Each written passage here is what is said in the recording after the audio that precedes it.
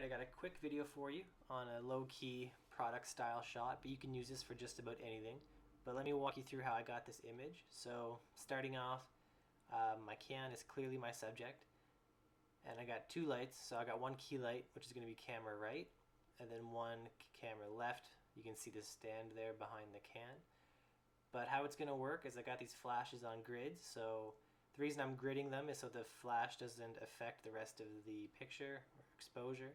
I want it directly at my subject, and my light behind here is going to be a little stronger, but I'll show you that in just a sec.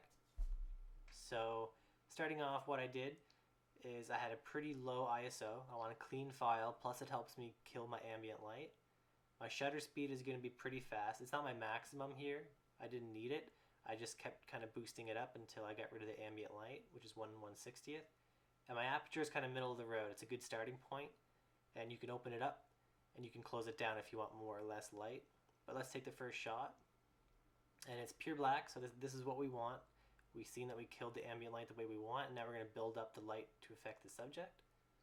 So I go over to my key light, and it's on a medium power, and like I said, gridded directly at my subject. And let's take the shot. So you can see it's exposed pretty well. The sides of the can kind of fade into the background. It's a black can with a black background, a little bit tough. But for a quick shot, this is all right. So now I'm going to separate it from my background a little bit, and that's when we turn on our last light.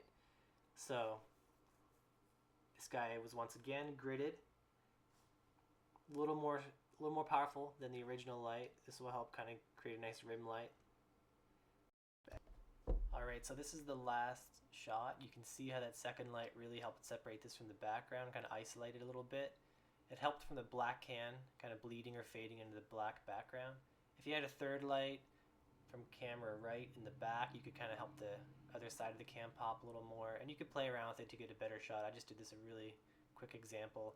Works great for people as well, and you can play around with the exposures outside. Since I was inside, it really killed the ambient light, which is great. Outside, you'd have more trouble getting a pure black type of a background, depending on how much light there was or what time of day it is. But let me know if this works for you. Give it a shot, and if you have any questions, just post them below. Thanks a lot.